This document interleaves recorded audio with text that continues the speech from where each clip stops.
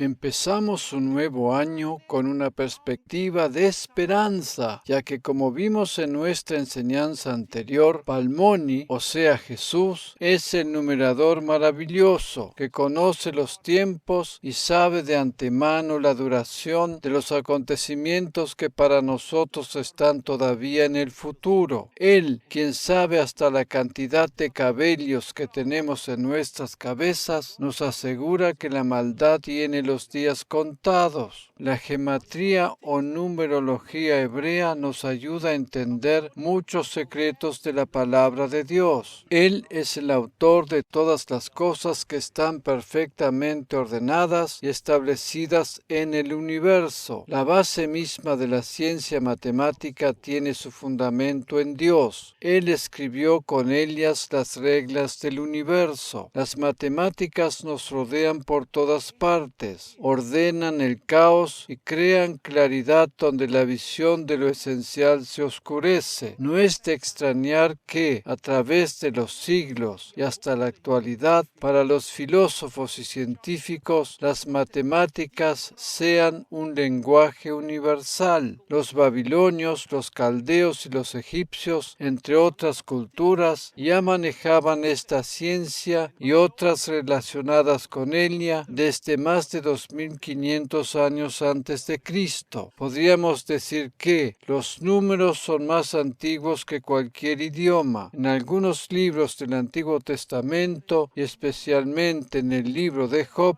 encontramos referencias a las medidas de las constelaciones celestiales. Si una sola estrella se saliera de su curso, ocasionaría un caos en todo el universo. Nuestro Dios es quien estableció las medidas del mismo. Él es quien conoce perfectamente las profundidades del mar y la extensión del firmamento. Todo esto tiene que ver con matemática. Los científicos están en condiciones de estudiar e indagar las cosas creadas gracias a los números y los cálculos matemáticos. Si bien Albert Einstein, destacado matemático y físico alemán, quien es considerado el científico más importante del siglo XX, hizo grandes aportes que sirvieron como base para muchos estudios posteriores, ya muchísimos años antes de Cristo, había civilizaciones que se destacaban brillantemente en la ciencia matemática. La matemática, una ciencia inagotable, es una pequeña gota de la sabiduría divina puesta al servicio del ser humano. En el Salmo 90, versículo 12, leemos en la versión Reina Valera actualizada 2015: enséñanos a contar nuestros días de tal manera que traigamos al corazón sabiduría. Tenemos la posibilidad de enfrentar el nuevo año de dos maneras diferentes, o bien con un corazón cerrado lleno de temor, o bien con un corazón abierto y sabio por estar fundamentado en Dios. El Señor Jesús les dijo a sus discípulos: pero aún los cabellos de la cabeza de ustedes están todos contados. No teman, más valen ustedes que muchos pajaritos. Lucas capítulo 12, versículo 7, Reina Valera actualizada 2015. Jesús nos insta a no tener temor porque, si Él sabe cuántos cabellos tenemos en nuestras cabezas, tiene también bajo control todas las cosas que atañen a nuestra vida.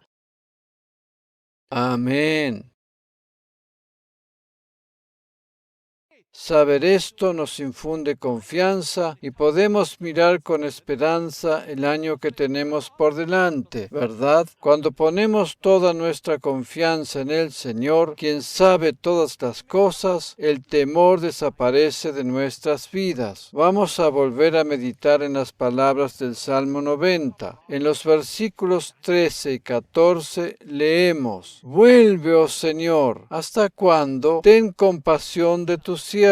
Por la mañana sácianos de tu misericordia y cantaremos y nos alegraremos todos nuestros días. Reina Valera actualizada 2015. Aquí dice: nos alegraremos todos nuestros días. Eso incluye también los días que estamos viviendo en la actualidad a raíz de la pandemia del coronavirus. Cuando contamos o enumeramos nuestros días de la manera correcta, o sea, la manera de Dios, habremos de ser saciados con su gracia y misericordia. Todos los que siguen mis enseñanzas saben que en la gematría o numerología hebrea, el dígito 5 representa la gracia divina. La suma de cada uno de los dígitos que componen el año 2021 da como resultado el número 5. Esto ya nos hace pensar en la gracia divina, ¿verdad? El año 2021 habrá de ser un año lleno de gracia divina para todos nosotros. El salmista deseaba ser saciado con la gracia divina. Cuando ponemos toda nuestra confianza en aquel que sabe y conoce todas las cosas, somos saciados de su gracia. Él conoce los tiempos y cada uno de nuestros días. Si tenemos la sensación de que nuestra vida sobre la tierra puede llegar a ser demasiado corta, podemos pedir que Él nos añada años de vida. Así lo hizo el rey Ezequías, y Dios le concedió 15 años más. Ver Isaías capítulo 38, versículos 1 al 5. Si observamos con detención lo que dice la palabra, nos habremos de dar cuenta que ella nos insta a pedirle grandes cosas a Dios, pero a la misma vez nos advierte que tengamos cuidado para que nuestros días no sean acortados. El libro de Eclesiastés, especialmente en el capítulo 7, donde el escritor establece un contraste entre la sabiduría y la insensatez, encontramos varias referencias acerca de esto. El ser humano que intenta vivir su propia insensatez, dejando de lado a Dios, acorta sus días sobre la tierra. No tengamos temor de pedirle cosas grandes a Dios. Él habrá de conceder los deseos de tu corazón. Él es un Dios que se goza en darles buenas dádivas a sus hijos. Como habíamos visto en la primera parte de esta enseñanza, Dios conoce los tiempos para cada cosa. Los días de la maldad están contados y delimitados. Por esa razón, podemos mirar hacia el futuro llenos de confianza y esperar lo mejor. Amén. De acuerdo al calendario gregoriano por el cual nos regimos la mayoría de los países occidentales, estamos comenzando el año 2021. Sin embargo, el calendario hebreo indica el año 5781. El año nuevo judío comienza con la fiesta Rosh Hashanah, la cual tiene lugar mayormente a final del mes de septiembre o principios de octubre. Eso quiere decir que la nación de Israel comienza un nuevo año 3 meses antes que nosotros. Si hacemos una comparación entre el calendario hebreo y el gregoriano, vamos a descubrir algo muy interesante. Cada año de esta década que acabamos de comenzar en el 2020 y hasta el final de la misma, ambos calendarios coinciden entre sí. Si tomamos el número del año según el calendario hebreo y hacemos la suma de cada una de las cifras, da como resultado el mismo número del año correspondiente al calendario gregoriano. Por ejemplo, la suma de todas las cifras correspondientes al año hebreo 5781 da como resultado el número 21, y nosotros, según el calendario gregoriano, estamos en el año 2021. Para poder comprender lo que estoy tratando de decir, vamos a observar el siguiente gráfico. Esta coincidencia, si la podemos denominar de esa manera, sucede cada 900 años. La primera vez que sucedió fue en el año 220 después de Cristo, la segunda vez en el 1120 después de Cristo y la tercera vez el año pasado, o sea, en el 2020. 20. De acuerdo a la simbología bíblica, la fiesta de la boda, que tiene que ver con el tercer día, se compara con el encuentro del Señor con su iglesia. Amén. Si tenemos en cuenta esta asombrosa coincidencia entre los dos calendarios, nos encontraremos dentro del tercer término y por tanto muy cerca del momento en que nuestro Señor venga a buscar a los suyos. Dicho de otra manera, nos encontramos al final del último tiempo. De acuerdo a la numerología hebrea, el número 20 está estrechamente relacionado con salvación. Este es el tiempo de la manifestación de la salvación. Dios todavía le sigue concediendo al ser humano la oportunidad de salvación. Vamos a considerar ahora el pasaje de Daniel capítulo 10 versículo 13 para entender mejor el significado bíblico del número 21, el cual no aparece en muchas oportunidades en la palabra de Dios. El príncipe del reino de Persia se me opuso durante 21 días, pero he aquí que Miguel, uno de los principales príncipes, vino para ayudarme y quedé allí con los reyes de Persia. Reina Valera actualizada 2015. El profeta Daniel estaba orando a Dios en relación a una determinada situación y por el término de 21 días o 3 semanas consecutivas no recibió ninguna respuesta. Recién después que intervino el arcángel Miguel, el cual es el arcángel guerrero, Daniel obtuvo la respuesta que estuvo esperando. Amén. Dios puso a sus ángeles a nuestro servicio y ellos vienen a ayudarnos cuando lo necesitamos. Si bien el número 21 en la numerología hebrea tiene que ver con necesidad, dificultad y resistencia, tenemos la seguridad de que contamos con la ayuda divina, la cual pone fin a cualquier situación adversa que estemos atravesando. Este pasaje del libro de Daniel nos muestra claramente que Dios pone en movimiento las huestes celestiales para ayudar a sus hijos. Independientemente de la resistencia que intente ofrecer el enemigo, Dios siempre triunfa. Por tanto, a pesar de las dificultades que observamos actualmente a nuestro alrededor, podemos confiar plenamente en la ayuda del Dios poderoso, que siempre llega a tiempo para socorrernos. Como podemos observar, la salvación no solo tiene que ver con el perdón de los pecados, sino que es un término mucho más extenso y abarca todas las áreas de nuestra vida. Vamos a ver ahora el significado del número 81 de acuerdo a la numerología hebrea, teniendo en cuenta que este es el año 5781 para los judíos. En la gematría hebrea, cada uno de los dígitos tienen un significado